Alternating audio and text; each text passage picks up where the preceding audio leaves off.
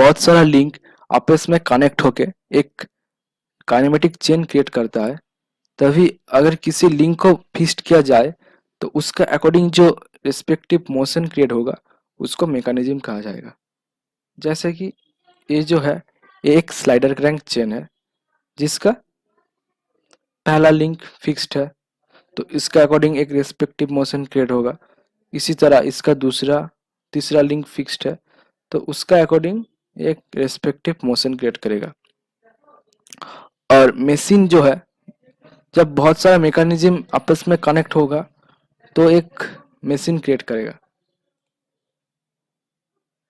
Types of constant motion, इसको हम तीन कैटेगरी में डिवाइड कर सकते हैं, जैसे कि completely constant motion, incompletely constant motion और successfully constant motion. Completely constant motion में जब किसी पेयर में सिर्फ जिस डायरेक्शन में फोर्स अप्लाई होगा उसी डायरेक्शन में मोशन क्रिएट होगा, तो इसको कम्प्लीटली कांस्टेंट मोशन कहा जाएगा। जैसे कि ये जो है ब्लॉक है जिसका अंदर एक स्क्वायर होल है और ये जो है स्क्वायर बार है। अगर इसका ऊपर एक फोर्स अप्लाई होगा, इसका ऊपर एक फोर्स अप्लाई होगा तो इसका स्लाइडिंग मोशन होगा जो कि टू एंड फ्रो होगा। तो जिस डायरेक्शन में फोर्स अप्लाई होगा उसी डायरेक्शन पे हो रहा है, तो सिर्फ एक ही मोशन हो रहा है। जब और in the for case of incomplete constant motion यहाँ पे एक से ज़्यादा डायरेक्शन में मोशन क्रिएट होगा। जैसे कि ये है एक सिलिंड्रिकल होल है जिसका अंदर एक शाफ्ट रोटेट भी कर रहा है, अगर इसका ऊपर फोर्स अप्लाई किया जाए तो इसका स्लाइडिंग मूवमेंट भी होगा। और सक्सेसफुली कांस्टेंट मोशन जो है जिसमें एक से ज़्यादा डायरेक्शन होने का संभावना है, लेकिन किसी एक्सटर्नल लोड अप्लाई करके सिर्फ एक डायरेक्शन में इसका मोशन क्रिएट किया जा रहा है, तो इसको सक्सेसफुली कांस्टेंट मोशन कहा जाएगा। जैसे कि ये जो है आपका एक फुट स्टेप बियरिंग है, इसका स्लाइडिंग मोशन जो है इसको रेजिस्ट किया जा रहा है एक एक्सटर्नली लोड अप्लाई करके, तो इसका सिर्फ टर्निंग मोशन ही हो रहा है, तो इसलिए ये जो होगा सक्सेसफुली कांस्टेंट मोशन। लिंक्स को हम जो है बाइनरी लिंक, ये जो है टर्नरी और है क्वाटरनरी लिंक। जब किसी लिंक में इस तरह का हैच फॉर्मेशन होगा तो इसको एक ही लिंक माना जाएगा। टाइप्स ऑफ जॉइंट, ये जब किसी जॉइंट में दो लिंक आगे कनेक्ट होगा तो इसको बाइनरी जॉइंट, जब तीन लिंक आगे कनेक्ट होगा वो होगा टर्नरी जॉइंट, और जब किसी लिंक में चार लिंक आगे कनेक्ट होगा उसको कहा जाएगा क्वाटरनरी जॉइंट। और जब किसी जॉइंट में n नंबर और लिंक कनेक्ट होगा तो उसका जो इक्विवेलेंट जॉइंट होगा वो होगा n-1। तो for binary joint equivalent joint होगा 1, टर्नरी जॉइंट के लिए 2 और क्वाटरनरी के लिए 3। काइनेमेटिक पेयर को नेचर ऑफ कॉन्टैक्ट के according lower pair higher pair में कैटेगरी किया जा सकता है। लोअर पेयर में जो होता है कि वो सरफेस कांटेक्ट होता है, और जो हायर पेयर है उसमें पॉइंट और लाइन कांटेक्ट होता है। जैसे कि ये एक स्क्रू पेयर है जिसमें इसका सरफेस कांटेक्ट हो रहा है, और ये जो है एक कैम एंड फ्लोर है जिसमें इसका पॉइंट कांटेक्ट हो रहा है। नेचर ऑफ मैकेनिकल कांस्टेंट के अकॉर्डिंग इसको क्लोज्ड एंड अनक्लोज्ड में कैटेगरी किया जा सकता है। जैसे कि क्लोज्ड पेयर में है कि इसको मैकेनिकली हेल्ड किया गया है लेकिन इस पे नहीं किया गया है। और नेचर ऑफ रिलेटिव मोशन के according sliding, rolling and screw pair में कैटेगरी किया जा सकता है। Grubler criteria for degrees of freedom, तो ये जो डिग्रीज ऑफ फ्रीडम फाइंड करने का जो इक्वेशन है वो है F is equal to 3 into n minus one minus 2p1 minus 1 into p2। यहाँ पे F जो है डिग्रीज ऑफ फ्रीडम, N जो है नंबर ऑफ लिंक्स, P1 जो है नंबर ऑफ जॉइंट्स, और नंबर ऑफ लोअर पेयर भी कहा जा सकता है इसको, और P2 जो है वो है हायर पेयर। अभी एक ये जो है एक काइनेमेटिक चेन है जिसका इस इक्वेशन को अप्लाई करके degrees of freedom find out करना है। तो ये होगा इसका पहला लिंक, पहला बाइनरी लिंक। ये है दूसरा लिंक, ये है टर्नरी लिंक। क्योंकि यहाँ पे हैच फॉर्मेशन है तो इसको हम एक ही लिंक में इसको कैटेगरी करेंगे। तो ये है हमारा तीसरा लिंक, ये है fourth link, fifth link, sixth link, seventh link और एट लिंक। तो इस पे 3 टर्नरी लिंक है, बाकी सब बाइनरी लिंक। और इसका अभी P1 निकालना है। तो ये होगा पहला जॉइंट, दूसरा जॉइंट, तीसरा joint, fourth joint, fifth joint, sixth joint, 7 8 9 10। इस पे ये जो जॉइंट है इस पे 3 लिंक आपस में कनेक्ट है। तो इक्विवेलेंट जॉइंट जो होगा वो होगा n-1, मतलब कि 3-1, तो 2, तो इसलिए 7 8। तो इस फॉर्मूला में अगर पुट करेंगे तो जो वैल्यू होगा डिग्री ऑफ फ्रीडम आएगा वो होगा 1। यहाँ पे हायर पेयर, कोई भी हायर पेयर नहीं है। 2 और 3 जो लिंक है ये दोनों हायर पेयर में है क्योंकि यहाँ पे पॉइंट कांटेक्ट हो रहा है। और 3 जो लिंक है अगर सिर्फ इसका ऊपर फोर्स किया जाए तो सिर्फ इसका ही मोशन होगा, पूरा मैकेनिज्म का मोशन नहीं होगा। तो इसीलिए यहाँ पे redundant degrees of freedom create होगा। तो इसीलिए जो डिग्रीज ऑफ फ्रीडम जो इक्वेशन है उसमें चेंज होगा। वो होगा कि F is equal to 3 × n-1 minus 2p1 minus 1p2 minus F are.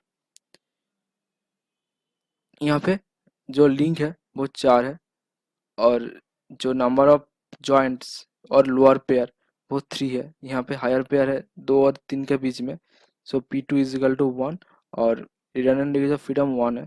तो अल्टीमेटली जो डिग्रीज ऑफ फ्रीडम आएगा वो होगा इज इक्वल टू 1। अगर किसी मैकेनिज्म का डिग्रीज ऑफ फ्रीडम 0 होगा तो उसको स्ट्रक्चर कहा जाएगा, और अगर डिग्रीज ऑफ फ्रीडम नेगेटिव पे आ जाए तो इसको सुपर स्ट्रक्चर कहा जाएगा। So the mechanism having negative degrees of freedom is called as superstructure। ये जो मैकेनिज्म है अभी इसका डिग्रीज ऑफ फ्रीडम फाइंड करना है। तो इसमें टोटल 11 नंबर ऑफ लिंक्स है और इसमें टोटल 15 नंबर ऑफ जॉइंट्स है। जिसका ये जो जॉइंट है यहाँ पे 3 लिंक आगे कनेक्ट हुआ है तो इसका इक्विवेलेंट जॉइंट जो होगा 2 होगा। और ये जो जॉइंट है इसमें 3 लिंक का कनेक्ट हुआ है तो इसका भी इक्विवेलेंट जो जॉइंट होगा वो 2 होगा। तो इसका जो डिग्रीज ऑफ फ्रीडम का जो रिलेशन है उस पर पुट करें तो इसका डिग्रीज ऑफ फ्रीडम आएगा 0। डिग्रीज ऑफ फ्रीडम को मोबिलिटी भी कहा जाता है। ये जो मैकेनिज्म है इसमें टोटल 7 नंबर ऑफ लिंक्स है और इसमें एक हायर पेयर है जो 4 और 6 के बीच में है क्योंकि यहाँ पे भी एक तरह का पॉइंट कांटेक्ट ही हो रहा है। और इसका जो जॉइंट है टोटल 8 जॉइंट है। सो इसका जो डिग्रीज ऑफ फ्रीडम होगा वो होगा 1। अभी इस मैकेनिज्म का degrees of freedom find out करना है। इसमें टोटल 8 नंबर ऑफ लिंक्स है और जो जॉइंट है 10 है जिसमें 1 2 3 4 5 6 7 जॉइंट्स है।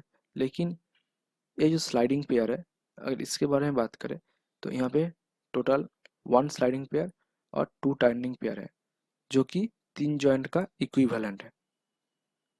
और अगर इस तरह का स्लाइडिंग पेयर होगा तो इस पे 1 स्लाइडिंग पेयर 1 टर्निंग पेयर रहेगा। तो ये जो इस स्लाइडिंग पेयर है ये 2 जॉइंट का इक्विवेलेंट है। यहाँ पे इस तरह का स्लाइडिंग पेयर है तो जो हमारा जो इक्विवेलेंट जॉइंट होगा वो 3 होगा। So the total number of joints will be 10 और यहाँ पे कोई भी हायर पेयर नहीं है तो इसलिए जो डिग्रीज ऑफ फ्रीडम होगा विल बी 1। आप इस टॉपिक से कुछ क्वेश्चन आंसर टेस्ट करेंगे। एक quaternary joint is in the kinematic chain is equivalent to, quaternary joint है तो एक जॉइंट पे 4 लिंक कनेक्ट है तो इक्विवेलेंट जॉइंट जो होगा n-1 यानी 4 - 1 is equal to 3. So it is equivalent to 3 binary joint. So option D is correct answer. The contact between cam and follower is higher pair, क्योंकि cam and follower में point contact हो रहा है, इसीलिए ये higher pair है. A mechanism can be classified into A structure when the degrees of freedom is, किसी भी स्ट्रक्चर का डिग्रीज ऑफ फ्रीडम 0 होता है.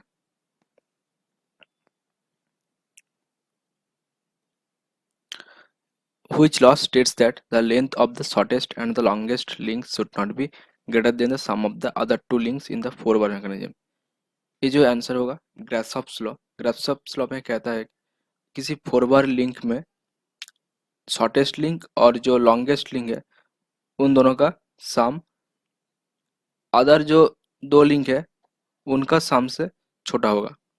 तो ये जो आंसर होगा ये होगा ग्रासहॉप्स law.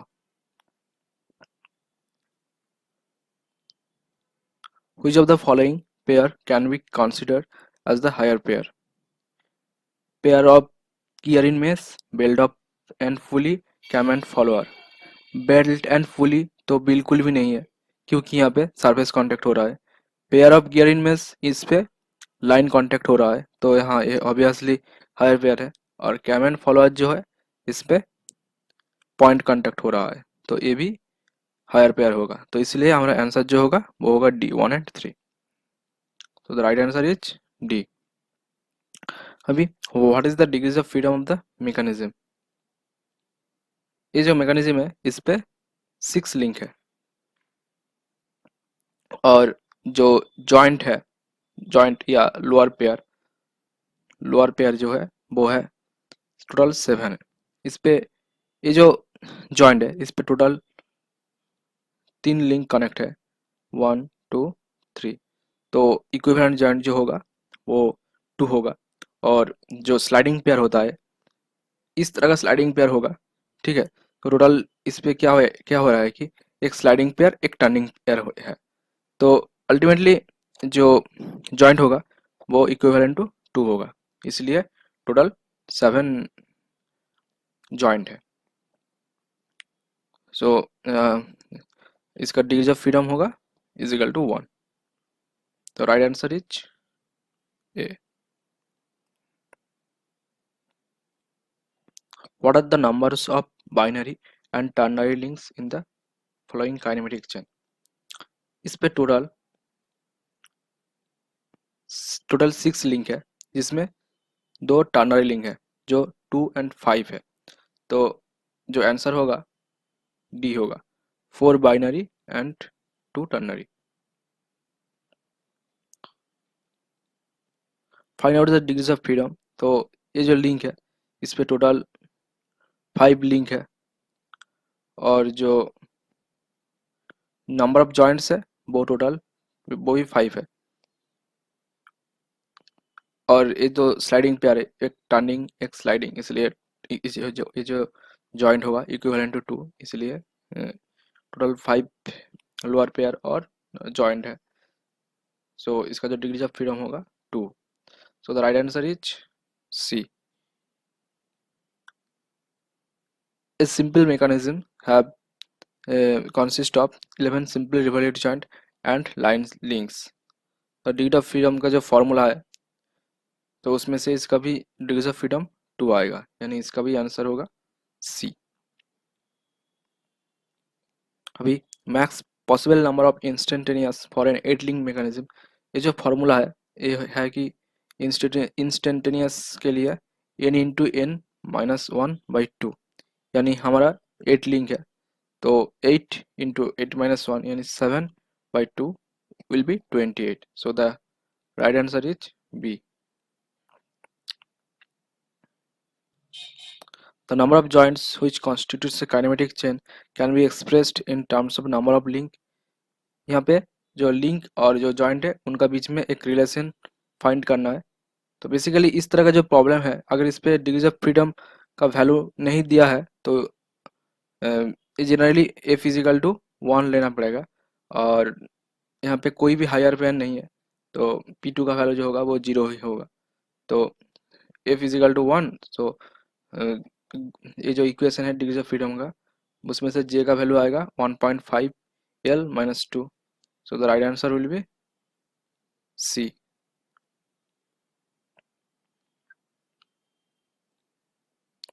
What is the degrees of freedom of A super structure? किसी भी किसी भी मेकानिज्म का डिग्रीज ऑफ फ्रीडम नेगेटिव पे आए तो वो सुपर स्ट्रक्चर का कहेगा। तो यहाँ पे जो आंसर होगा नन ऑफ द अबव होगा। 4 बार चेन में 4 लिंक्स कनेक्टेड होता है बाय पिन जॉइंट्स और ये आपस में एक क्वाड्रिलेटरल शेप में फॉर्म करता है। ग्रेसप्स लॉ कहता है कि 4 बार चेन में जो शॉर्टेस्ट लिंक और लॉन्गेस्ट लिंक है उनका सम अदर जो 2 लिंक है उसमें से छोटा होगा। अगर शॉर्ट लिंक फिक्स्ड रहेगा तो उसको डबल क्रैंक मैकेनिज्म कहा जाएगा। अगर लॉन्गेस्ट लिंक फिक्स्ड रहेगा तो उसको डबल रैकर मैकेनिज्म कहा जाएगा। अगर अदर जो 2 लिंक है अगर वो फिक्स्ड रहेगा तो उसको क्रैंक रॉकर मैकेनिज्म कहा जाएगा। और ये क्लास 1 रूल को फॉलो करेगा।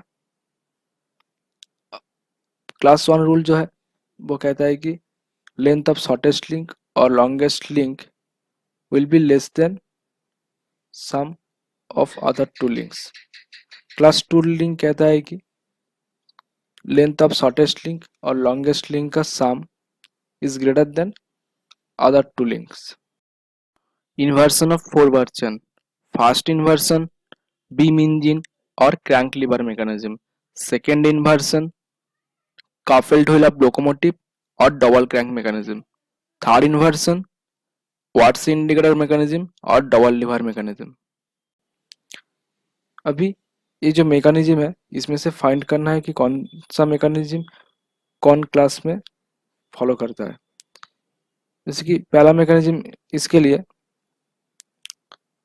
इसका जो लॉन्गेस्ट लिंक और शॉर्टेस्ट लिंक है उनका सम बाकी अदर 2 लिंक से छोटा है, यानी कि ये क्लास 1 मैकेनिज्म होगा। इस मैकेनिज्म के लिए ये इसका जो शॉर्टेस्ट लिंक और लॉन्गेस्ट लिंक है अदर 2 लिंक से बड़ा है तो ये क्लास 2 मैकेनिज्म कहा जाएगा। सिमिलरली बाकी जो 2 लिंक है जो मैकेनिज्म है ये क्लास 1 और ये क्लास 2 मैकेनिज्म को फॉलो कर रहा है। अभी देखना है कि ये जो मैकेनिज्म है ये डबल क्रैंक मैकेनिज्म है कि नहीं। इसका शॉर्ट लिंक फिक्स्ड है और ये क्लास 1 रूल को फॉलो भी कर रहा है तो यानी कि डबल क्रैंक मैकेनिज्म है। अभी इस मैकेनिज्म में ये इसका जो अपोजिट लिंक है शॉर्ट लिंक का वो फिक्स्ड है और एक क्लास 1 रूल को फॉलो भी कर रहा है तो यानी कि ये डबल रॉकर मैकेनिज्म होगा। और इस मैकेनिज्म के लिए इसका जो शॉर्ट लिंक के एडजेसेंट लिंक 7 वो फिक्स्ड है और ये क्लास 1 रूल को भी फॉलो कर रहा है तो यानी कि क्रैंक रॉकर मैकेनिज्म होगा। अभी कुछ प्रॉब्लम्स है, इसमें से फाइंड करना है कि कौन मैकेनिज्म है। जैसे कि इसका शॉर्ट लिंक फिक्स्ड है लेकिन ये क्लास 2 रूल को फॉलो कर रहा है तो ये डबल क्रैंक मैकेनिज्म नहीं होगा, ये डबल रॉकर मैकेनिज्म होगा। और ये शॉर्ट लिंक फिक्स्ड है और क्लास 1 रूल को फॉलो कर रहा है तो ये डबल क्रैंक मैकेनिज्म होगा। और इसमें से इसका अपोजिट लिंक शॉर्ट लिंक का जो अपोजिट लिंक वो फिक्स्ड है और क्लास 1 रूल को फॉलो भी कर रहा है तो ये डबल रॉकर मैकेनिज्म होगा। और ये जो लिंक है मैकेनिज्म है ये क्लास 1 रूल को फॉलो भी कर रहा है और शॉर्टेस्ट लिंक 4 का एडजेसेंट लिंक 8 फिक्स्ड है तो ये क्रैंक रॉकर मैकेनिज्म होगा। Inversion of slider crank chain में 4 तरह का इन्वर्सन पाया जाता है। अगर लिंक 1 फिक्स्ड होगा तो इसको फर्स्ट इन्वर्सन कहा जाएगा और इस तरह का mechanism reciprocating engine reciprocating compressor में पाया जाता है। अगर लिंक 2 फिक्स्ड होगा तो इसको सेकेंड इन्वर्सन कहा जाएगा और इसको विथ और क्विक ड्राइव मैकेनिज्म और रोटरी इंजन में पाया जाता है। रोटरी इंजन का और एक नाम है genome engine.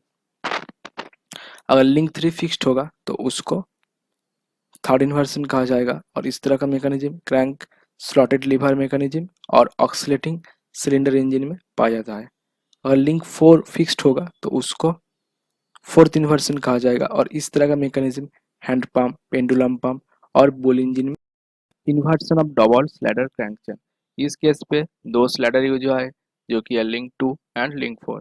For first inversion link 1 is fixed elliptical trammel first inversion है, and for second inversion link 4 is fixed Scotch yoke mechanism second inversion है, and for third inversion link 3 is fixed Oldham coupling third inversion है।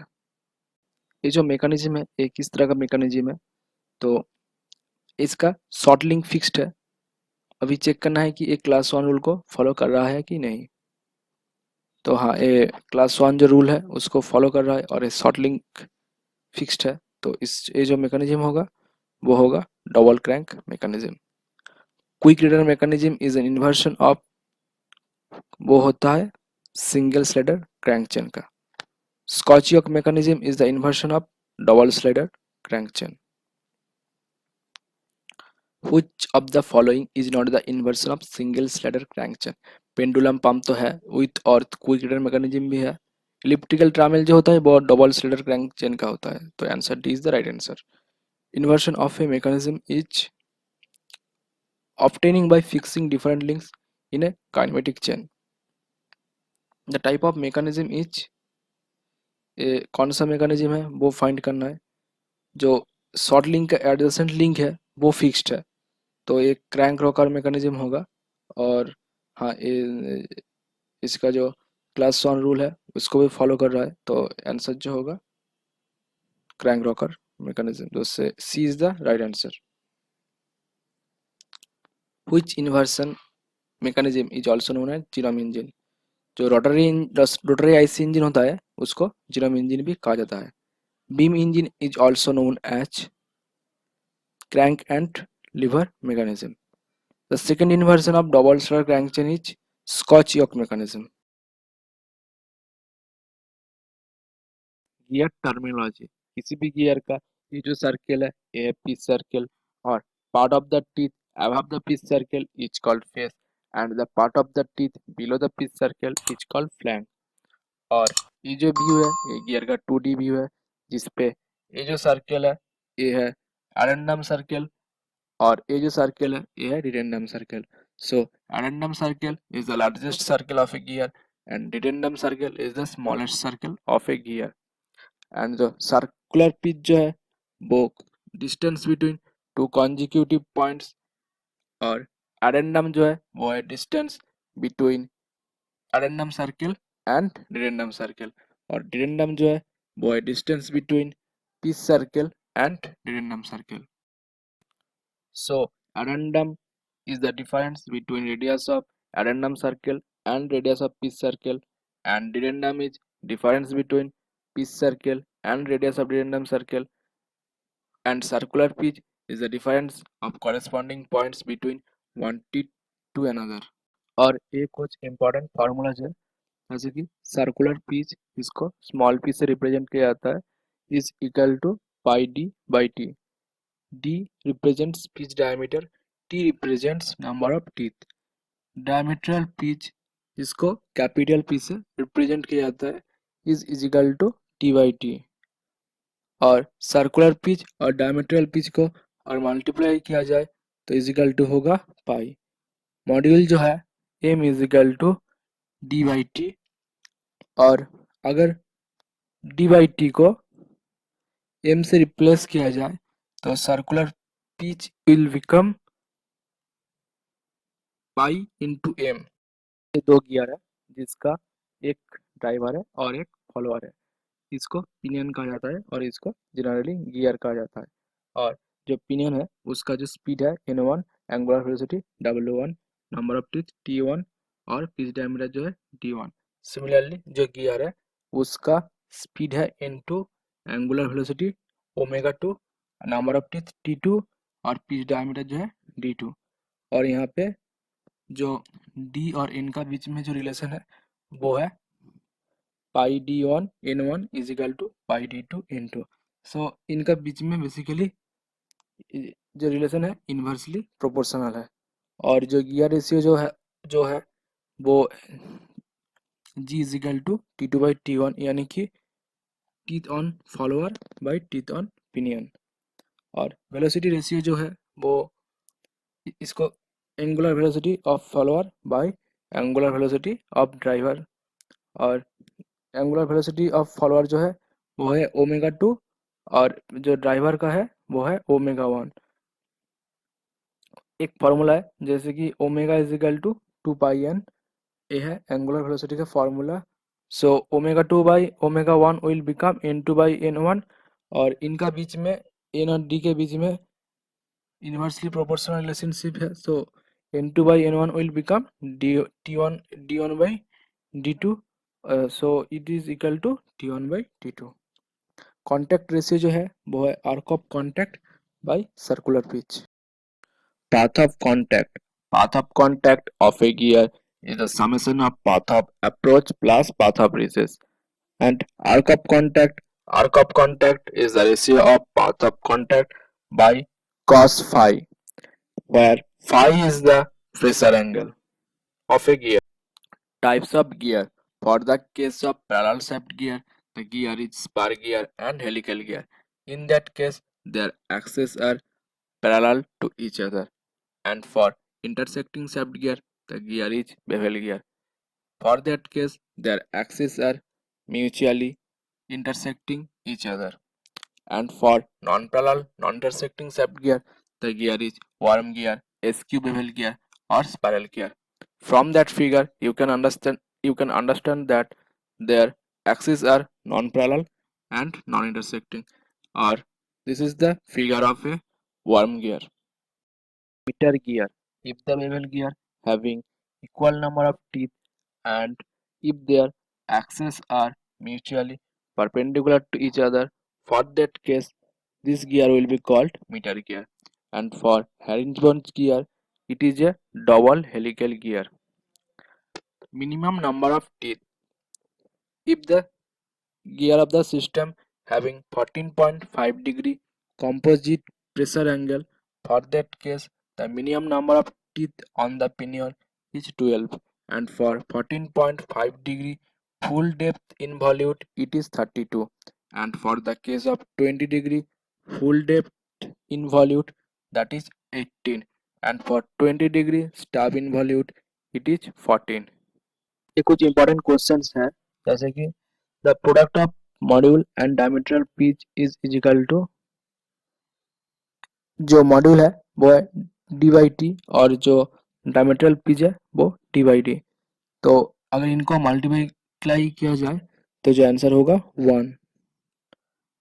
Bevel gears use to transmit motion between two shaft which axes are perpendicular. इन दोनों का जो angle ये जो intersect करता है और इनका जो एंगल होता है वो 90 डिग्री होता है।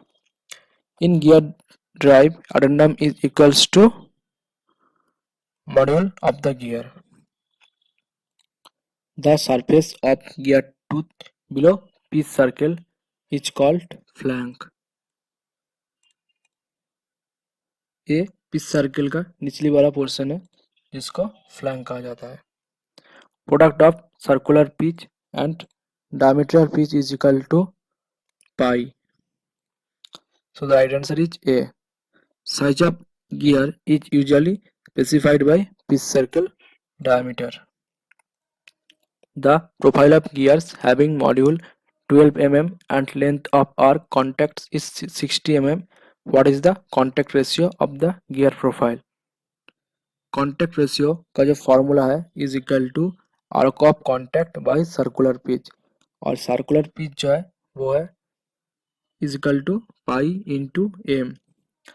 यहाँ पे आर्क ऑफ कॉन्टैक्ट गिवन है जो कि 60 mm है और जो मॉड्यूल 12 mm गिवन है। तो यहाँ से सर्कुलर पिच को फाइंड आउट किया जा सकता है। तो उसके बाद इन दोनों को रेशियो करना है, जैसे कि 60/12 into pi will be is equal to 1.6। herringbone gears are double helical gears. The circular pitch of toothed wheel having 24 teeth and module 4.25 will be जो सर्कुलर पिच है, जो इसका जो फॉर्मूला है वो है पाई इंटू एम। यहाँ पे मॉड्यूल गिवन है जो कि 4.25 है। तो जो आंसर होगा pi into 4.25 is equal to 13.5। The profile of gear having circular pitch of 52 mm and length of arc contact is 80 mm. Find the module and contact ratio. Contact ratio का जो formula है वो है arc of contact by circular pitch। यहाँ पे circular pitch भी given है and arc of contact is also given which is 80 mm। तो contact ratio जो होगा वो होगा 80/52। जो आंसर आ रहा है 1.54। और यहाँ पे सर्कुलर पिच गिवन है जो कि है पाई इंटू एम। सो मॉड्यूल फाइंड आउट करना है। मॉड्यूल का जो फॉर्मूला होगा तो फिर सी पी बाई पाई। तो 52/3.14 जो हो रहा है 16.56। जो आंसर होगा C is the right answer.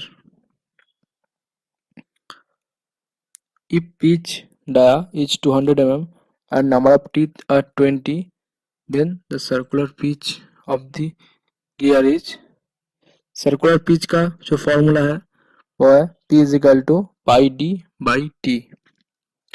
यहाँ पे डी गिवन है जो कि है 200 mm और टीथ ऑल्सो गिवन जो कि है 20।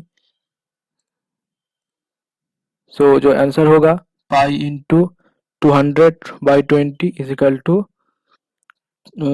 31.14। So the right answer is C.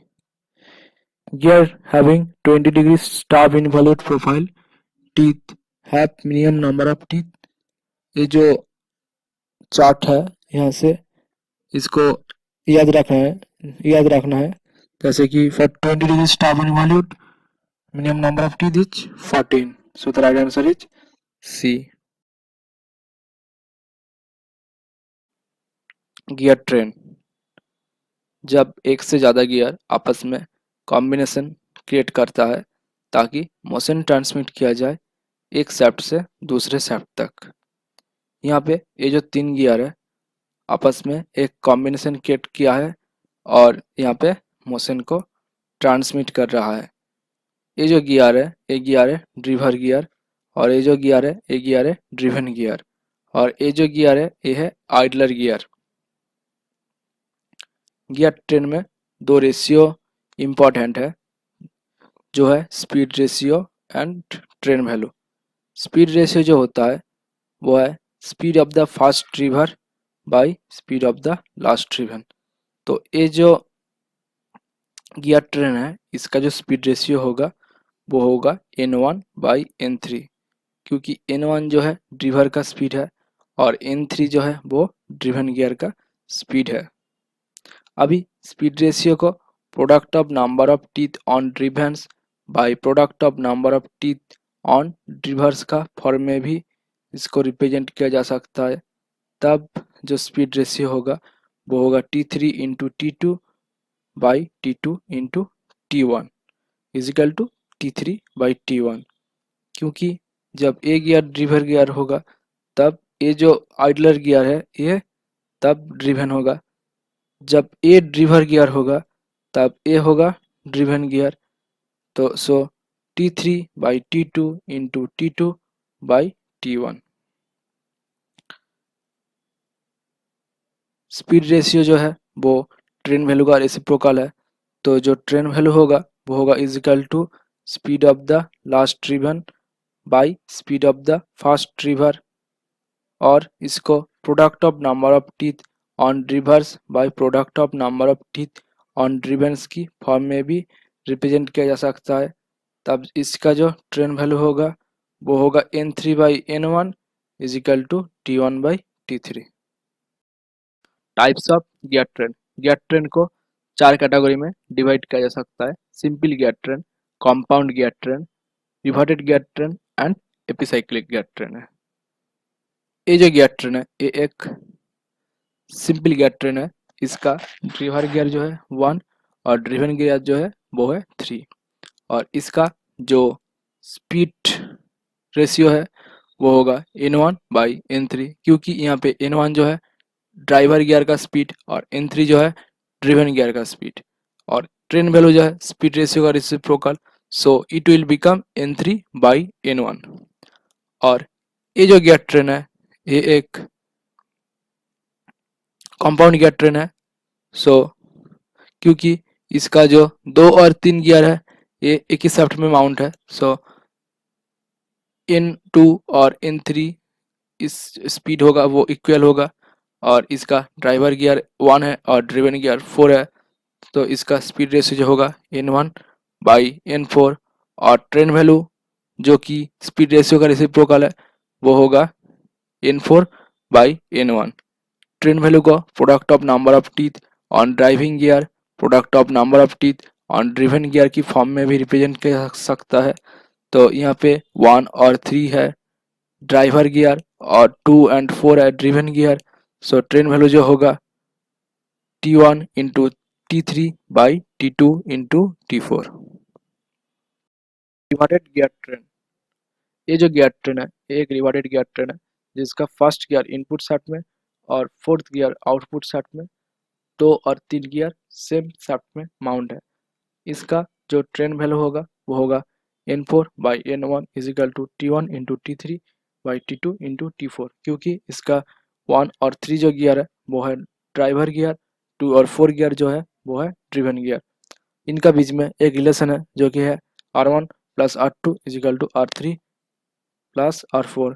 R1 R2 R3 R4 ये जो ये बेसिकली रेडियस है first second third and fourth gear का। Epicyclic gear train, gear A और गियर बी आपस में एक आर्म ए के थ्रू कनेक्ट है।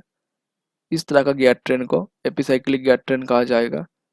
ये दो गियर के बीच जो रिलेशन है N B into T B is equal to N A into T ए।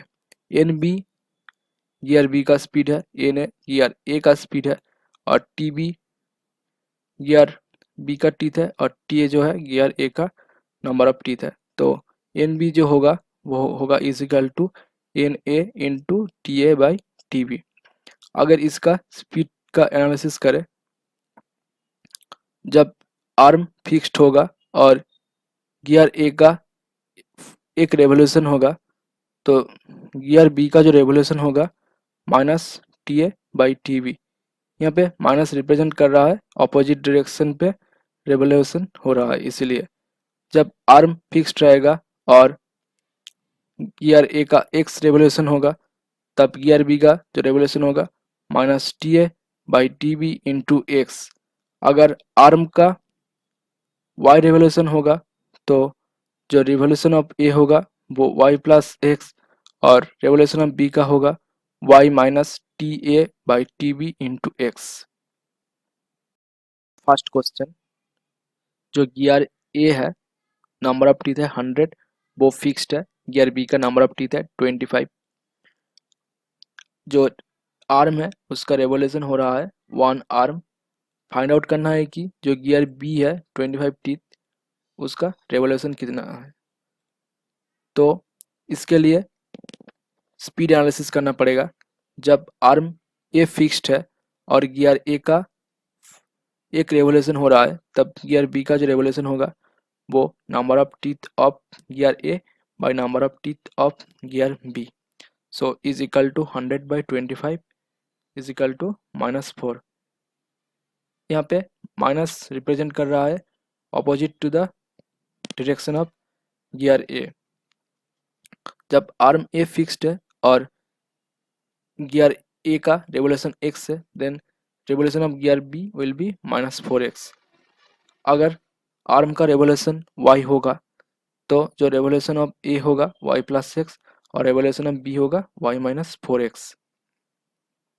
यहाँ पे जो आर्म का रेवोल्यूशन है वो है 1, then y is equal to 1 और जो रेवोल्यूशन ऑफ ए है मतलब कि ए गियर का जो रेवोल्यूशन वो फिक्स्ड है, तो that's mean y plus X will be 0, so x will be minus 1, then revolution of b will be y minus 4x, y means 1, then minus 4 into minus 1, तो जो रेवोल्यूशन ऑफ बी आ रहा है is equal to 5, so the right answer is सी।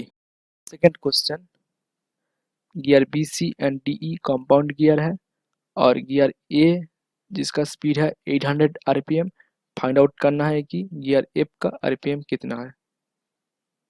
जो train value का formula है वो है कि N F by N A is equal to number of teeth on driver gear by product of number of teeth on driven gear, so it will become nf by na is equal to 24 into 30 into 32 divided by 56 into 80 into 72 is equal to 0.07143, so जो train value हो रहा है वो है 0.07143, then the speed of gear F will become 57.14 rpm। Third question, जो gear A है उसका number of teeth है 75 और वो फिक्स्ड है, और जो आर्म है उसका 5 रेवोल्यूशन कर रहा है। जो gear B number of teeth 25 है, फाइंड आउट करना है कि उसका रेवोल्यूशन कितना है। तो इसके लिए स्पीड एनालिसिस करना पड़ेगा। जब आर्म ए फिक्स्ड है और गियर ए का रेवोल्यूशन 1 हो रहा है, तो रेवोल्यूशन ऑफ बी होगा number of teeth of A by number of teeth of B, so it will become -3। Minus represents opposite to the direction of gear A. जब arm A fixed है और gear A का revolution x है, तो revolution of gear B होगा -3x। जब arm का y revolution होगा, तो रेवोल्यूशन ऑफ ए का जो रेवोल्यूशन होगा y प्लस एक्स, और रेवोल्यूशन ऑफ बी का होगा y माइनस 3x। तो यहाँ पे जो y होगा वो 5 होगा, और जो रिवोल्यूशन ऑफ गियर है y प्लस एक्स वो तो फिक्स्ड है, तो y plus X will be 0, then x will be minus Y is equal to -5। तो रेवोल्यूशन ऑफ b होगा y minus 3x, y is equal to 5 is -3 into -5 is equal to 5 plus 15 is equal to 20। Vibration जो कि एक mechanical event है, किसी भी equilibrium point से oscillation के कारण होता है। वाइब्रेशन में किसी भी बॉडी का टू एंड फ्रो मोशन होगा इलास्टिक फोर्सेस के कारण। ये जो स्प्रिंग सिस्टम है, अगर इसका ऊपर एक मास और लोड अप्लाई किया जाए तो इसका टू एंड फ्रो मोशन होगा, और यानी कि ऑक्सीलेशन होगा। टाइप्स ऑफ वाइब्रेटरी मोशन के अकॉर्डिंग जो वाइब्रेशन होता है वो है फ्री और नेचुरल वाइब्रेशन, फोर्स्ड वाइब्रेशन और डैम्प्ड वाइब्रेशन। ये जो सिस्टम है एक स्प्रिंग सिस्टम है, अगर इसका ऊपर अभी मास यानी लोड अप्लाई किया जाए तो इसका जो डिफ्लेक्शन होगा वो होगा डेल्टा, और इसके बाद इसका ऊपर फोर्स अप्लाई करके इनिशियल डिस्प्लेसमेंट एक्स किया जाए और इसको छोड़ दिया जाए और कोई भी एक्सटर्नल फोर्स अप्लाई नहीं किया जाए, तो इसमें जो वाइब्रेशन होगा उसको फ्री और नेचुरल वाइब्रेशन कहा जाएगा। No external force acts on the body after giving it an initial displacement, जो कि एक्स है। एक्स इनिशियल डिस्प्लेसमेंट देने के बाद कोई भी फोर्स नहीं अप्लाई किया जाएगा, और इस पे जो फ्रीक्वेंसी जनरेट होगा उसको फ्री और नेचुरल फ्रीक्वेंसी कहा जाएगा। अभी ये जो स्प्रिंग मास सिस्टम है, इस पे जो फोर्स अप्लाई हो रहा है वो रिपीटेड है और वो पीरियोडिक है। जैसे कि जो फोर्स है वो है एफ ओ साइन ओमेगा टी, तो इस पे जो वाइब्रेशन जनरेट होगा वो फोर्स्ड वाइब्रेशन होगा। अभी ये जो स्प्रिंग मास सिस्टम है, इस पे डैशपोर्ट अटैच्ड है, तो इसके कारण जो वाइब्रेशन एनर्जी है वो ग्रेजुअली डिक्रीज होता रहेगा, और हर साइकिल के बाद इसका एम्पलीट्यूड भी डिक्रीज होता रहेगा। तो इस तरह का जो वाइब्रेशन है इसको डैम्प्ड वाइब्रेशन कहा जाता है। टाइप्स ऑफ फ्री और natural vibration, longitudinal vibration, transverse vibration, torsional vibration. Longitudinal vibration पे जो पार्टिकल रहता है वो शेफ्ट की एक्सिस की पैरेलली मूव करता है। जैसे कि ये जो सेप्ट है इसके साथ एक डिस्क अटैच्ड है, इसका इनिशियल पोजीशन बी है। जब इस सेप्ट का वाइब्रेशन होगा तब ए और सी पोजीशन पे ऑक्सीलेट करेगा, तो ये जो पॉइंट है इस पॉइंट का भी मूवमेंट होगा, तो ये पॉइंट जो है वो पैरेलली मूव करेगा। ट्रांसवर्स वाइब्रेशन में जो पार्टिकल रहता है वो सेप्ट की एक्सिस की परपेंडिकुलरली मूव करता है, और टॉर्सनल वाइब्रेशन पे जो पॉइंट रहता है वो सेप्ट की एक्सिस की सर्कुलर पाथ पे मूव करता है। Degrees of freedom in a vibratory system. The number of independent coordinates to describe a vibratory system is known as its degrees of freedom. ये जो स्प्रिंग मास सिस्टम है ये एक ही plane पे oxalate कर रहा है, इसका डिग्री ऑफ फ्रीडम होगा सिंगल डिग्रीज ऑफ फ्रीडम। ये जो two mass two spring system है इसका डिग्रीज ऑफ फ्रीडम होगा 2, और ये जो कॉन्टिन्यूसली डिस्ट्रीब्यूटेड मास सिस्टम है इसका इनफाइनाइट डिग्रीज ऑफ फ्रीडम होगा। Natural frequency of free longitudinal vibration, ये एक स्प्रिंग सिस्टम है जिसका स्टिफनेस है एस, इसका ऊपर मास एम अप्लाई हो रहा है, तो इसका कारण जो डिफ्लेक्शन होगा वो होगा डेल्टा। तो इस पोजीशन पे जो लोड अप्लाई हो रहा है वो डाउनवर्ड फोर्स जो है वो है एम जी, और अपवर्ड फोर्स जो है वो है एस डेल्टा, और अपवर्ड फोर्स और डाउनवर्ड फोर्स इक्वल है, so S delta is equal to M G. इसका ऊपर अभी एक एक्सटर्नली फोर्स अप्लाई करके अगर इसका इनिशियल डिस्प्लेसमेंट एक्स किया जाए तो इसका कारण जो वेलोसिटी होगा वो del X by del T is equal to X dot, और एक्सीलरेशन जो होगा वो del two is equal to X double dot. Inertia force जो है वो है मास इनटू एक्सीलरेशन यानी कि एम एक्स डबल डॉट, और स्प्रिंग फोर्स जो है वो है stiffness into displacement is equal to S X, और इन inertia force plus spring force का सम जो है वो है 0। सो जो इक्वेशन बनेगा वो होगा M x double dot plus S X is equal to 0, और इसको X double dot plus S by X is equal to 0 की टर्म पे भी रिप्रेजेंट किया जाए। और जो स्प्रिंग मास सिस्टम है ये एक सिंपल हार्मोनिक मोशन को रिप्रेजेंट किया कर रहा है, और equation of simple harmonic motion का जो जनरल इक्वेशन है वो है X dot plus omega N square X is equal to 0। तो ये जो दो इक्वेशन है वो इक्विवेलेंट है, so omega N square is equal to S by M, then omega N will become root over of S by M, तो F N will become, F N का value है omega N by 2 pi, so इसका जो value होगा 1/2 pi root over of S by M. Omega N को natural circular frequency कहा जाता है, और इसका जो यूनिट है रेडियन पर सेकेंड, और एफ एन जो है वो है नेचुरल लीनियर फ्रीक्वेंसी जिसका यूनिट है hertz. Natural frequency of free transverse vibration, transverse vibration पे जो पार्टिकल रहता है वो शेफ्ट का एक्सिस की परपेंडिकुलरली मूवमेंट करता है, और इस शेफ्ट पे एक वेट डब्ल्यू अटैच्ड है जिसके कारण इसका डेल्टा डिफ्लेक्शन हो रहा है।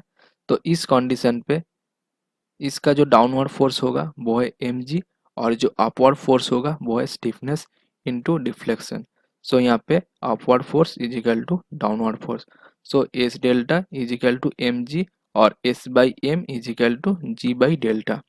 इस कंडीशन पे अगर इसका ऊपर एक्सटर्नली फोर्स अप्लाई करके इसका इनिशियल डिस्प्लेसमेंट एक्स किया जाए तो इसका inertia force plus spring force is equal to 0 बनेगा, जो कि M x double dot plus x X is equal to 0। इस इक्वेशन को X double dot plus S by M into X की फॉर्म में भी रिप्रेजेंट किया जा सकता है, और ये एक सिंपल हार्मोनिक इक्वेशन का फॉर्म है। और जनरल जो सिंपल हार्मोनिक इक्वेशन का फॉर्म है वो है X double dot plus omega N square X is equal to 0। So यहाँ पे ओमेगा एन जो बनेगा वो होगा omega N is equal to root over of S by M, और एस बाई एम का जो वैल्यू है वो है G by delta, so omega N का जो वैल्यू बनेगा वो होगा जी बाई डेल्टा। और फ्रीक्वेंसी जो है F N omega N by 2 pi, so 1/2 pi root over of G by delta. और टाइम पीरियड जो है वो फ्रीक्वेंसी का रेसिप्रोकल है, सो इसका जो वैल्यू होगा वो होगा 2 pi to the power of d/g। Inertia effect of the mass of spring in vibration for longitudinal vibration. ये जो स्प्रिंग मास सिस्टम है जिसमें वेट ऑफ द मास है m और स्प्रिंग का जो मास है वो है m1, इक्विवेलेंट मास है m प्लस m1/3 और जो स्प्रिंग का स्टिफनेस है वो है s। देन जो फ्रीक्वेंसी बनेगा वो होगा 1/2 pi to the power of s/m plus m1/3।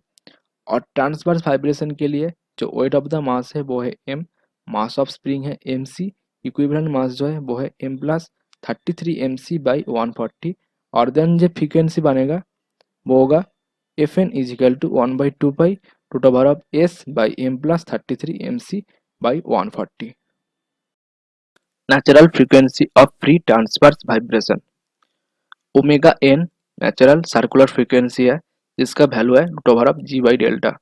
F N natural linear frequency जिसका वैल्यू है 1/2 पाई√g/डेल्टा। ट्रांसवर्स वाइब्रेशन पे डेल्टा का वैल्यू को ये जो लीनियर फ्रीक्वेंसी है इस पे पुट करना है ताकि natural linear frequency find out हो सके। ये जो बीम है ये कैंटिलीवर बीम है जिसका एंड पॉइंट पे W पॉइंट लोड एक्ट हो रहा है, तो जिसके कारण जो डिफ्लेक्शन होगा वो होगा WL³/3EI। तो इसके कारण जो डेल्टा का वैल्यू पुट करने के बाद नेचुरल लीनियर फ्रीक्वेंसी बनेगा वो होगा Fn = 1/2 पाई√3EI/ml³। ये जो बीम है ये सिंपली सपोर्टेड बीम है जिसका ऊपर W पॉइंट लोड एक्ट हो रहा है, जिसके कारण डिफ्लेक्शन होगा वो होगा W²B²/3EIL। तो इसके कारण जो Fn बनेगा वो होगा 1/2 पाई 3EIL/ma²b²। ये जो बीम है ये फिक्स्ड बीम है जिसका ऊपर W पॉइंट लोड एक्ट कर रहा है, जिसके कारण डिफ्लेक्शन होगा WA³B³/3EIL³, जिसके कारण इसका जो फ्रीक्वेंसी बनेगा वो होगा 1/2 पाई 3EIL³ damped vibration viscous damping. ये जो टॉपिक है ये काफ़ी बड़ा टॉपिक है, लेकिन आपकी एग्जाम पॉइंट ऑफ व्यू से जो इम्पोर्टेंट है उसको डिस्कस किया जाएगा। डैम्प्ड वाइब्रेशन पे ये जो सिस्टम है एक स्प्रिंग मास सिस्टम है जिसपे स्प्रिंग का जो स्टिफनेस है वो है s और जो वेट ऑफ द मास है वो है m। इस पे एक डैशपॉट जिसका कोफिशिएंट है c वो अटैच्ड है। जब इसके साथ डैशपॉट अटैच नहीं था तो इसका जो नेचुरल फ्रीक्वेंसी हो रहा था वो था ओमेगा एन। जब इसके साथ जो डैशपॉट अटैच्ड है इसके कारण जो इसका फ्रीक्वेंसी बनेगा वो होगा ओमेगा डी और इसका जो इनिशियल डिस्प्लेसमेंट है वो है x। तो वेलोसिटी जो होगा वो है x डॉट और एक्सीलरेशन जो बनेगा वो है x डबल डॉट और इसका जो इनर्शिया फोर्स है वो है मास इनटू एक्सीलरेशन और डैम्पिंग फोर्स जो है वो है डैम्पिंग कोफिशिएंट इनटू वेलोसिटी और स्प्रिंग फोर्स जो है वो है स्टिफनेस इनटू डिस्प्लेसमेंट। और ये जो तीन फोर्स है इनका जो सम होगा वो 0 होगा, यानी कि जो नया इक्वेशन बनेगा वो है m x double dot c x dot plus s x is equal to 0। और ये जो डिस्प्लेसमेंट टाइम डायग्राम है इस वाइब्रेशन का जिसमें इसका जो सक्सेसिव डिस्प्लेसमेंट एक्सपोनेंशियली डिक्रीज हो रहा है, जिसपे इसका जो डिस्प्लेसमेंट सक्सेसिव डिस्प्लेसमेंट का रेशियो है वो है xn/xn+1 is equal to e⁻ omega n t. इस पे टाउ जो है यह है डैम्पिंग फैक्टर, ओमेगा n जो है वो नेचुरल फ्रीक्वेंसी है और टी जो है वो है टाइम पीरियड। जब n का वैल्यू 1 से लेके n तक होगा तो x1/x2 is equal to x2/x3 is equal to e⁻ omega n t होगा। लॉगरिदमिक डिक्रीमेंट जो है वो है delta is equal to log e base successive displacement ratio और सक्सेसिव एम्पलीट्यूड रेशियो। और इसका जो वैल्यू बनेगा वो है tau omega n t d. Omega n और ओमेगा डी का बीच में जो रिलेशन है वो है omega d is equal to 1 - tau square omega n. और इस पे जो टाउ है इसको डैम्पिंग फैक्टर और डैम्पिंग रेशियो कहा जाता है। और टाउ का जो वैल्यू है वो है actual damping coefficient by critical damping coefficient. और जब ये टाउ का वैल्यू 1 होगा यानी कि क्रिटिकल डैम्पिंग कोफिशिएंट कंडीशन के लिए, तो ओमेगा डी जो बनेगा वो है 0 और क्रिटिकल डैम्पिंग कोफिशिएंट का वैल्यू होगा actual damping coefficient. Damping vibration और विस्कस डैम्पिंग, इसका जो इक्वेशन है अगर इसको बोथ साइड m से डिवाइड किया जाए तो जो नया इक्वेशन बनेगा वो है x double dot plus c by m x dot plus s by m x is equal to 0। ये एक सेकेंड ऑर्डर डिफरेंशियल इक्वेशन है जिसका जो रूट है वो है α1 equal to minus C by two M plus root over of C by two M L whole square minus S by M. α2 equal to minus C by two M minus root over of C by two M whole square minus S by M.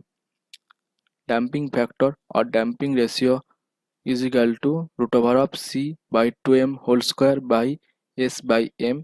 और इसको simplify करने से जो value बनता है वो है C by two root over of S into M. और जो डैम्पिंग फैक्टर है वो एक्चुअल डैम्पिंग कोफिशिएंट और क्रिटिकल डैम्पिंग कोफिशिएंट का रेशियो है। और ये दो फार्मूला को अगर कंपेयर किया जाए तो जो क्रिटिकल डैम्पिंग कोफिशिएंट का वैल्यू बनता है वो है 2 root over of S into M. और इस पे अगर एम से मल्टीपल और डिवाइड किया जाए तो क्रिटिकल डैम्पिंग कोफिशिएंट का वैल्यू बनता है 2m omega n. Actual damping coefficient का जो वैल्यू बनेगा वो है 2 टाउ एम ओमेगा एन। इसका जो रूट है अगर इस पे c by two M whole square greater than s by m होता है तो α1 α2 रियल और अनइक्वल होगा। और ये ओवर डैम्पिंग कंडीशन क्रिएट करेगा जिसमें डैम्पिंग रेशियो का वैल्यू ग्रेटर देन 1 है। और c by two M whole square is equal to s by m होता है तो α1 α2 रियल होगा और ये इक्वल होगा। और ये क्रिटिकल डैम्पिंग कंडीशन क्रिएट करेगा जिसमें डैम्पिंग रेशियो का वैल्यू इजिकल टू 1 है। और अगर s by m greater than c by two M whole square होता है तो ये जो टर्म है ये नेगेटिव होगा तो α1 α2 कॉम्प्लेक्स कॉन्जुगेट बनेगा और ये अंडर डैम्पिंग कंडीशन क्रिएट करेगा जिसमें डैम्पिंग रेशियो का वैल्यू लेस देन 1 है। Vibration and its equation, longitudinal और ट्रांसवर्स वाइब्रेशन के लिए जो इक्वेशन होता है वो है m x double dot plus S x is equal to 0। Forced vibration के लिए जो इक्वेशन होता है वो है m x double dot plus x x is equal to f O sine omega t. F O sine omega t जो force है ये है रिपीटेड फोर्स। और डैम्प्ड वाइब्रेशन के लिए जो इक्वेशन होता है वो है m x double dot plus c x dot plus S x is equal to 0। और पोस्ट डैम्प्ड वाइब्रेशन के लिए जो इक्वेशन होता है वो है m x double dot plus c x dot plus S x is equal to f O sine omega t. First question, the particle of a body moves dash its axis in longitudinal vibration. Longitudinal vibration पे particle का जो movement होता है वो shaft की axis की parallel ही होता है। In a spring mass system if the mass is doubled and the spring stiffness is half the natural frequency is. ये जो स्प्रिंग मास सिस्टम है जिसका स्टिफनेस है एस और मास जो है एम, तो इसका नेचुरल फ्रीक्वेंसी जो होगा वो होगा root over of S by m. लेकिन क्वेश्चन के अकॉर्डिंग जो नया स्टिफनेस है वो है एस बाई टू और मास जो है वो है टू एम। तो जो नया फ्रीक्वेंसी बनेगा वो होगा half of root over of S by M और equal to omega N by two. So natural frequency will be halved. Energy of the vibrating system gradually decreased in damped vibration पे energy का gradually decrease होता है और इसका amplitude भी हर cycle के बाद डिक्रीज होता है। If A mass m oscillates on a spring of mass m s stiffness के then natural frequency of mass is equal to, ये जो होगा root over of stiffness root over of m plus m s by 3। So जो answer होगा ए। Question number 5. For a single degree of freedom system, the equation x double dot plus 36 pi square x is equal to 0 represents a natural frequency of, ये जो equation है ये x double dot plus S by M into x is equal to 0 का equivalent है, जो कि free longitudinal vibration का form है। तो एस बाई एम का वैल्यू बनता है 36 पाई स्क्वायर और एस बाई एम जो है वो है omega N square. So omega N square is equal to 36 pi square और ओमेगा एन जो कि नेचुरल सर्कुलर फ्रीक्वेंसी है उसका वैल्यू बनता है 6 पाई रेडियन पर सेकेंड और नेचुरल लीनियर फ्रीक्वेंसी जो कि है एफ एन वो है omega N by 2 pi is equal to 6 pi by 2 pi. So 3 hertz. Friend यहाँ पे पूछा है कि नेचुरल फ्रीक्वेंसी क्या है, यहाँ पे मेंशन नहीं किया कि सर्कुलर की और जो लीनियर है। तो इस तरह का क्वेश्चन को उसका यूनिट से फाइंड आउट करना है, जैसे कि यहाँ पे आंसर जो है वो हर्ट्ज पे है। So the right answer will be 3 hertz. अगर रेडियन पर सेकंड पे होता तो आंसर जो होता वो है 6 पाई। With usual notation for a vibrating system, the equation m x double dot plus c x dot plus s x is equal to fo sin omega t represents, fo sin omega t represent करता है force vibration को और m x double dot plus c x dot plus s x represent करता है damped vibration को। So answer जो बनेगा वो है c, forced vibration with damping. The critical damping coefficient of a system with 1 kg mass attached to the end of spring with stiffness 0.9 Newton पर mm is, यहाँ पे गिवन है मास जो कि है 1 kg और स्टिफनेस जो है 0.9 न्यूटन पर mm और क्रिटिकल डैम्पिंग कोफिशिएंट का जो फॉर्मूला है वो है is equal to 2 root over of stiffness into mass. Stiffness का जो वैल्यू है वो है 0.9 न्यूटन पर mm, इसको 0.9 इंटू 10⁻³ न्यूटन पर मीटर पे कन्वर्ट करना है। तो जो वैल्यू बन रहा है वो है 2 root over of 900 into 1। So the right answer is 60। So answer is B.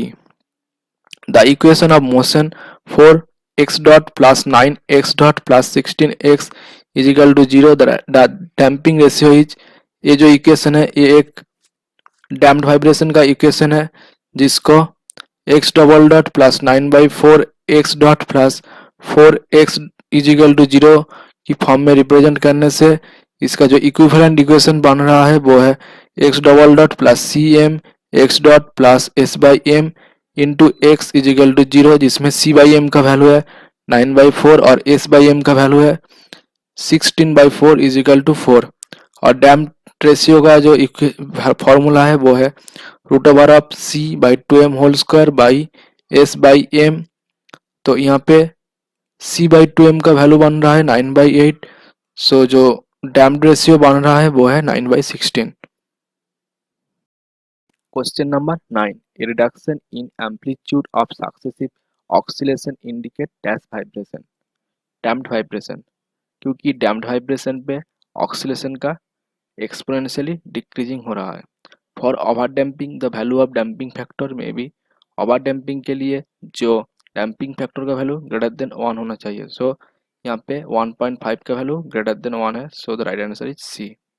For critical damping the relation should be, critical damping के लिए c by 2m whole square is equal to s by m होना चाहिए और critical damping के damping condition पे जो damping factor का value है वो है is equal to 1। The particle of a body moves in a circular about its axis in torsional vibration.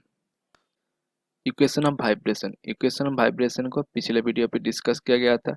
Natural vibration के लिए जो इक्वेशन है वो है m x double dot plus S x is equal to 0। Damped vibration का equation है m x double dot c x dot plus S x is equal to 0।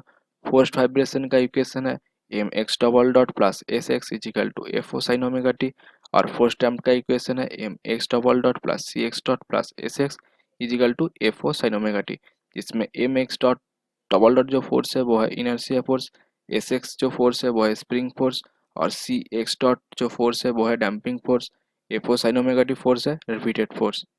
Force damp vibration का amplitude है amplitude is equal to FO by S root of 1 minus omega by omega n whole square of whole square plus 2 into zeta omega by omega n whole square, जिस पे omega N है frequency of free natural vibration और omega है frequency of force term vibration. और इस spring mass system पे दो spring जिसका स्टिफनेस है K1 K2 आपस में सीरीज में कनेक्टेड है, सो इसका जो इक्विवेलेंट स्टिफनेस बनेगा वो होगा 1/K equivalent is equal to 1/K1 plus K2। और अगर ये आपस में पैरेलली कनेक्टेड होता तो जो इक्विवेलेंट स्टिफनेस बनता वो है K equivalent is equal to K1 plus K2।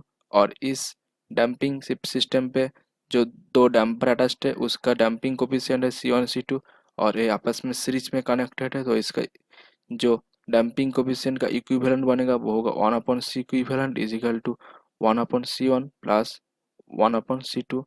और अगर ये पैरेलल पे कनेक्टेड होता तो जो C इक्विवेलेंट बनता वो है C1 plus C2। Magnification factor, ratio of amplitude to the static deflection. So magnification factor is A by FO by S. A represents amplitude, FO by S represents static deflection। जब amplitude का value इस formula पे put किया जाएगा तो जो नया formula बनेगा वो omega by omega n and damping ratio की वैल्यू पे डिपेंड करेगा। और ये जो ग्राफ है ये magnification factor versus frequency ratio omega by omega N का ग्राफ है, जिसपे फ्रीक्वेंसी रेशियो को एक्स एक्सिस पे और मैग्निफिकेशन फैक्टर को वाई एक्सिस पे प्लॉट किया गया है। और ये जो कर्व है ये है डैम्पिंग रेशियो जीरो का कर्व, जो कि आपस में एट पॉइंट इन्फिनिटी पे मिल रहा है। और ये है डैम्पिंग रेशियो फॉर 0.1 का कर्व। सिमिलरली ये है 0.2 और ये है 0.5 का कर्व। और ये जो कर्व है ये है डैम्पिंग रेशियो 1 का curve. From this figure we can conclude that for any value of damping ratio, if omega by omega n become 0 then magnification factor will become 1, and we can get these values by putting omega by omega n is equal to 0 in this formula, so we can get magnification factor is equal to 1। तो जब omega by omega N is equal to 1 and damping ratio का value 0 होगा तो magnification factor जो बनेगा वो है infinity. और जब omega by omega N is equal to 1 होगा और डैम्पिंग रेशियो का वैल्यू 0.5 होगा देन एम एफ का वैल्यू बनेगा वो है 1 और ये है वो पॉइंट। और जब omega by omega N is equal to 1 and damping ratio 1 बनेगा then M F will become 0.5। Vibration isolation, machine पे जो वाइब्रेशन क्रिएट होता है वो अनबैलेंस्ड फोर्सेस के कारण, इसीलिए मशीन का फाउंडेशन से सेटअप सही से होना चाहिए, नहीं तो उसके कारण जो वाइब्रेशन जनरेट होगा बाकी जो मशीन है उस पर ट्रांसफर होगा जो कि अनडिजायरेबल है। इसीलिए मशीन को फाउंडेशन से स्प्रिंग डैम्पर और अदर जो आइसोलेटिंग मटेरियल है उसका थ्रू किया जाता है ताकि वाइब्रेशन को रिड्यूस किया जाए। अनबैलेंस्ड फोर्सेस के कारण जो वाइब्रेटिंग फोर्स जनरेट हो रहा है वो है एफओ और जो transmitted force to the foundation है वो है एफटी। और एफटी का value much less than FO होना चाहिए। और जो ट्रांसमिसिबिलिटी है वो है एफटी और एफओ का रेशियो और यानी force transmitted by force applied. और transmissibility should be less than 1 for a vibrating system. Transmissibility is the ratio of Ft by Fo is equal to root of 1 plus 2 zeta omega by omega n whole square by root of 1 minus omega by omega n whole square of whole square plus 2 zeta omega by omega n whole square. So transmissibility is depends on zeta and omega by omega n। ये जो graph plot किया गया है ये transmissibility versus omega by omega n. और इस पे ये जो कर्व है ये जीटा इज इक्वल टू 0 का कर्व जो कि omega by omega N is equal to 1 पे मिलता है। और ये जो कर्व है ये जीटा इज इक्वल टू 0.1 का कर्व, ये जीटा इज इक्वल टू 0.25 का कर्व और ये जो कर्व है जीटा इज इक्वल टू 1 का कर्व।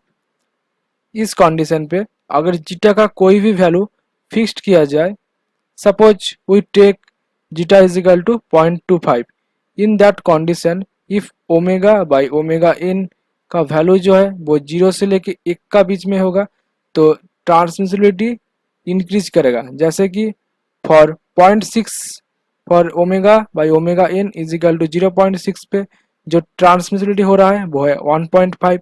जब इसका वैल्यू फर्दर इंक्रीज होके 0.8 होगा तो इसका ट्रांसमिसिबिलिटी इंक्रीज होके 2.1 होगा। सो 0 से लेके 1 का बीच में जो ट्रांसमिसिबिलिटी है वो इंक्रीज हो रहा है। और अगर ओमेगा बाई ओमेगा एन का वैल्यू अगर 1 से लेके √2 के बीच में होगा तो जो ट्रांसमिसिबिलिटी है वो डिक्रीज्ड होगा। जैसे कि ये जो पॉइंट है, suppose that point is 1.2, for that condition transmissibility decrease हो रहा है और इसका वैल्यू फर्दर इंक्रीज किया जाए तो इसके कारण ट्रांसमिसिबिलिटी जो है वो भी डिक्रीज्ड हो रहा है। तो अब omega by omega n is between 0 and 1, transmissibility is increasing, and when omega by omega n is between 1 and √2, transmissibility is decreasing। जब ओमेगा बाई ओमेगा एन का वैल्यू 0 से लेके 1 का बीच में किसी भी पॉइंट पे फिक्स्ड होगा तो उस कंडीशन पे अगर जीटा का वैल्यू इंक्रीज होता है तो ट्रांसमिसिबिलिटी डिक्रीज होगा। Suppose we take omega by omega n is equal to 1 is a fixed point। in that condition when zeta का वैल्यू इंक्रीज होगा तो इस कंडीशन पे ट्रांसमिसिबिलिटी डिक्रीज होगा। For zeta is equal to 0.1 transmissibility is 5.1 and for zeta is equal to 0.25 transmissibility is 2.3 and for zeta is equal to 1 transmissibility is 1.5। so when the value of zeta is increasing the transmissibility is decreasing। at point omega by omega n is √2, in that condition transmissibility will become 1। और जब omega by omega N का value √2 से ज़्यादा होगा तो इस condition पे अगर जीटा का वैल्यू डिक्रीज होता है तो ट्रांसमिसिबिलिटी डिक्रीज होगा। Suppose omega by omega N is equal to 3.4। So इस कंडीशन पे जब जीटा इज इक्वल टू 1 होगा तो जो ट्रांसमिसिबिलिटी होगा वो होगा 0.7। जब जीटा का वैल्यू को डिक्रीज किया जाएगा सपोज द पॉइंट इज 0.5। सो इस कंडीशन पे इसका ट्रांसमिसिबिलिटी जो है वो डिक्रीज हो रहा है। और omega by omega N is equal to 1 जब इस इक्वेशन पे पुट किया जाएगा तो जो ट्रांसमिसिबिलिटी बनेगा वो होगा √1 plus 2 zeta square by 2 zeta. और जब omega by omega N is equal to 1 and zeta is equal to 0 put किया जाएगा इस कंडीशन पे ट्रांसमिसिबिलिटी जो है वो इन्फिनिटिव होगा। और इसको इस ग्राफ से भी प्रूव किया जा सकता है। जैसे कि for the value omega by omega n is equal to 1 and zeta is equal to 0, then the transmissibility will become infinitive। at point omega by omega n is equal to √2 and for any value of zeta transmissibility will become 1। so at point √2 and any value of zeta transmissibility become h1। और ये एक chart है जिसपे omega by omega n is equal to 0 पे ये जो point है ये omega by omega n is equal to 0 point पे ट्रांसमिसिबिलिटी 1 हो रहा है और जिसपे F T is equal to F हो रहा है। और जब omega by omega n is equal √2 होगा इस पॉइंट पे तो जब ट्रांसमिसिबिलिटी जो होगा वो 1 होगा और इस कंडीशन पे F T is equal to F होगा। और फर्दर जब omega by omega n greater than √2 होगा सपोज दैट पॉइंट इज 3.4 इस कंडीशन पे ट्रांसमिसिबिलिटी जो है वो लेस देन 1 होगा। इस ग्राफ से भी वही मिल रहा है जो कि लेस देन 1 है। सपोज द पॉइंट इज 0.7 और इस कंडीशन पे एफ टी जो होगा वो लेस देन एफ होगा। और omega by omega n when less than √2 then transmissibility will become greater than 1 और F T greater than f0। Conclusion omega by omega N का वैल्यू अगर ग्रेटर देन √2 होता है तो इस कंडीशन पे डैम्पिंग फैक्टर यानी कि जीटा का वैल्यू मिनिमम होना चाहिए तो इस कंडीशन पे ट्रांसमिसिबिलिटी जो है वो मिनिमम होगा, जो कि एक डिजायर्ड कंडीशन है। और अगर ओमेगा बाई ओमेगा एन का वैल्यू लेस देन √2 होता है तो जो डैम्पिंग फैक्टर यानी कि जीटा का वैल्यू मैक्सिमम होना चाहिए। इस कंडीशन पे जो ट्रांसमिसिबिलिटी है वो डिक्रीज्ड होगा। और आप इस ग्राफ से भी देख सकते हो कि जब ओमेगा बाई ओमेगा एन का वैल्यू लेस देन √2 होता है तो इस कंडीशन पे जितना जीटा का वैल्यू ज़्यादा होगा उसका उतना ही ट्रांसमिसिबिलिटी कम होगा। और जीटा का वैल्यू ज़्यादा होने का मतलब है जो डैम्पर यूज किया जा रहा है उसका डैम्पिंग कोफिशिएंट भी ज़्यादा होना चाहिए। प्री टॉर्सनल वाइब्रेशन, इस वाइब्रेशन पे बॉडी का पार्टिकल शाफ्ट की एक्सिस की सर्कुलर पाथ पे मूव करता है। और इस वाइब्रेशन का जो इक्वेशन है वो है I theta double dot plus Q theta is equal to 0, जो कि d2 theta d2 plus omega square theta is equal to 0 का इक्विवेलेंट है। अगर इस इक्वेशन को बोथ साइड आई से डिवाइड किया जाए तो जो नया इक्वेशन बनेगा वो है theta double dot plus Q I into theta is equal to 0। इस पे थीटा जो है एंगुलर डिस्प्लेसमेंट और क्यू जो है टॉर्सनल स्टिफनेस। और इस पे ओमेगा एन का जो वैल्यू बनेगा वो होगा √/q/i और एफ एन का जो वैल्यू है वो है omega N by 2 pi is equal to 1/2 pi √/q/i। और इस शेप पे रोटेशन के कारण टॉर्सन अप्लाई हो रहा है, तो जिसके कारण जो इक्वेशन बनेगा वो होगा T/J C theta by L. T है टॉर्क अप्लाइड, जे है polar moment of inertia, C जो है मॉड्यूलस ऑफ रिजिडिटी, थीटा जो है एंगुलर डिस्प्लेसमेंट और एल जो है लेंथ ऑफ द शेफ्ट। सो इसमें से इसको सिंप्लीफाई करने से जो टी बाई थीटा आ रहा है वो उसको टॉर्सनल स्टिफनेस कहा जाता है, यानी कि टॉर्सनल स्टिफनेस का जो वैल्यू बनता है वो है C into J by L. Number of nodes, two rotor system, three rotor system. ये जो टू रोडर सिस्टम है और इसका जो शाफ्ट का एक्सिस जो है वो इस एक्सिस को, ये जो एक्सिस है वो शाफ्ट का एक्सिस है।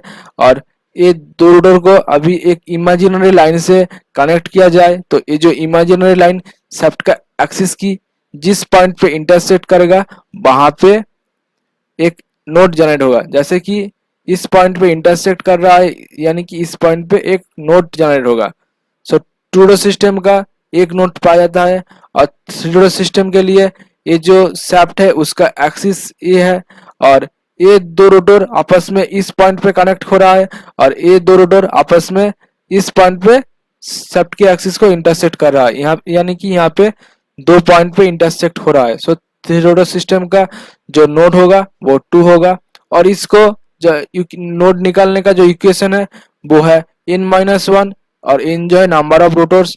सो जब इनका वैल्यू पे 2 पुट किया जाएगा तो इसका वैल्यू बनेगा 1 और n का वैल्यू पे जब 3 पुट किया जाएगा तो जो वैल्यू बनेगा वो है 2।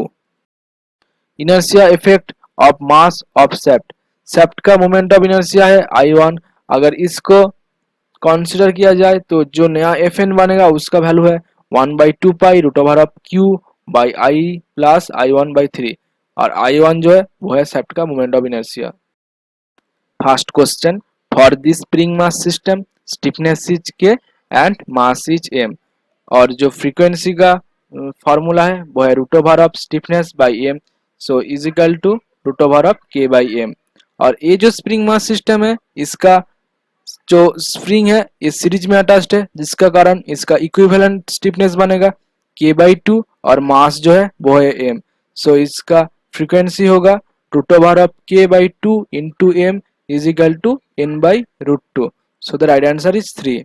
और ये जो सिस्टम है जिसपे दो स्प्रिंग अटैच्ड है जिसका स्टिफनेस है S1 एंड S2, इसका इक्विवेलेंट स्टिफनेस फाइंड आउट करना है।